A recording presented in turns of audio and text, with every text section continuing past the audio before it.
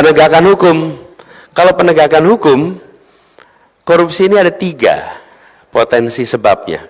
1, korup karena kebutuhan. Yang kedua, korup karena keserakahan. Yang ketiga, korup karena sistem. Korup karena kebutuhan, gajinya hanya cukup untuk hidup 20 hari. 10 hari terakhir dia harus bagaimana? Lalu muncul tuh ruang untuk nutup. Obatnya bukan penegakan hukum saja. Penegakan hukum belum tentu menjerahkan, masalahnya nggak selesai. Ini sering saya sampaikan pada penegak hukum di Jakarta. Di Jakarta ini banyak orang melanggar. Ada 2 jenis pelanggaran. Melanggar karena butuh dan melanggar karena serakah. Oke? Kalau gedung tinggi ngambil air tanah dari kedalaman 200 meter tanpa izin, itu namanya melanggar karena serakah. Oke? Tapi kalau pedagang kaki 5, itu kalau melanggar biasanya karena kebutuhan. Selama kita tidak menyelesaikan kebutuhannya, dia akan terus-menerus melanggar. Karena itu negara menyelesaikan kebutuhannya, sehingga pelanggaran selesai, bukan diberikan hukuman yang berat. Hukuman berat menyelesaikan, karena kebutuhannya tidak terpenuhi. Tapi kalau yang melanggar karena keserakahan, nah baru ini pakai hukuman yang menjerahkan. Ada rasa takut di situ. Dan koruptor paling takut adalah miskin atau miskin. Ada yang mengusulkan hukuman mati. Saya sampaikan, selama sistem penegakan hukum kita belum sempurna, jangan letakkan hukuman mati di sini. Karena ketika kita melakukan kekeliruan, kita tidak bisa mengkoreksinya. Jika sistem kita sudah sempurna untuk proses pengadilan dan lain-lain, nah itu soalnya lain. Tapi sebelum sempurna, maka perlu ada ruang. Bayangkan selesai 2-3 tahun kemudian muncul bukti baru, ternyata dia bukan koruptornya. Mau dikembalikan pakai apa coba? Nggak bisa. Nggak bisa. Itu sebabnya kenapa saya sampaikan dimiskinkan. Karena kita ada ruang. Jika sampai, kita ini manusia khilaf, ada ruang untuk itu. Nah ini yang kemudian dilakukan. Kami melihat penting sekali untuk segera mensahkan undang-undang perampasan aset oleh negara. Sehingga koruptor yang kemudian KPK ini tidak boleh sekedar taat hukum. KPK ini harus taat pada kode etik. Dia harus lebih tinggi dari hukum. Dia harus taat pada kepatutan. Karena itu tadi kemarin saya sampaikan bahwa bila Allah takdirkan untuk kami bertugas, maka kami akan sampaikan semua pimpinan KPK yang terpilih harus tanda tangan pernyataan akan mengundurkan diri jika melanggar kode etik KPK. Selesai. Jadi bukan mengundurkan diri kalau jadi tersangka, bukan.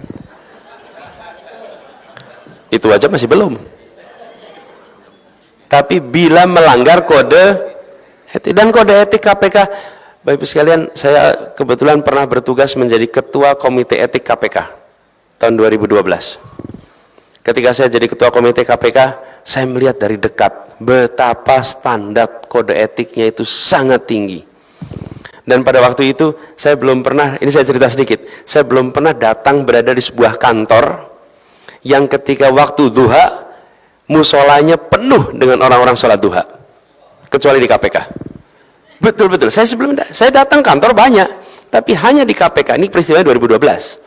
Ketika waktu duha, itu semua ada di situ. Begitu waktu sholat masuk, semua berbondong-bondong ada di musola. Dan waktu saya ngobrol dengan mereka, itu mereka selalu ingin cerita. Kan di musola kita duduk gitu, Pak, kami yang di sini ini betul-betul hanya mengandalkan pada pertolongan Allah, tidak ada yang lain. Karena yang dihadapi luar biasa. Bapak Ibu sekalian, luar biasa. Kita di sini tahu beres, Bapak Ibu. Karena mereka tak bercerita. Itu kalau datang ke situ ketemu dengan mereka-mereka yang bertugas, kalau saya mengatakan saya bangga lihat anak-anak muda penuh integritas yang waktu itu menjaga KPK. Luar biasa.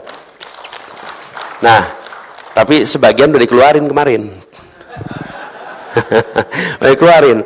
Ini harus dikembalikan lagi nih orang-orang yang waras-waras ini. Mereka-mereka yang pemberani-pemberani ini. Orang-orang pemberani luar biasa. Saya pernah ngobrol dengan satu orang. Saya cerita, kenapa kamu mau di KPK jadi berani? Itu saya cerita gini. Bang, saya dulu pernah tugas di polisi, dikirim ke Aceh. Kemudian ada konflik bersenjata di situ. Lalu peluru-pelurunya itu kenanya rambut saya, Bang. Bapak sekalian coba bayangin, pelurunya itu kenanya rambut. Gitu. Jadi saya ini sedang dikasih bonus umur sama Allah. Kalau enggak saya udah selesai berapa tahun yang lalu. Jadi bonus umur saya ini cuma mau saya pakai untuk membersihkan korupsi di Indonesia. Tidak lebih dari itu.